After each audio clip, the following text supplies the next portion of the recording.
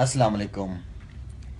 आज मैं आपको ये बताना चाहूँगा कि मैं 20 साल से जो क्रिकेट खेल रहा हूँ, और इस 20 साल में मैं जो अपने सीने के ऊपर ये स्टार आपको नज़र आ रहा होगा, इस स्टार के लिए, इस रंग को लेके जब मैं ग्राउंड के अंदर उतरता हूँ तो मैं अपने मुल्क के लोगों के जज्बात अपने साथ लेके उतरता हूँ।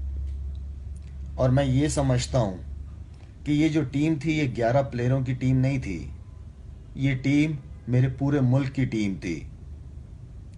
कल क्या होगा, मेरे बारे में कौन क्या कह रहा है, कौन नहीं कह रहा, खुदा की कसम मुझे किसी की कोई परवाह नहीं है।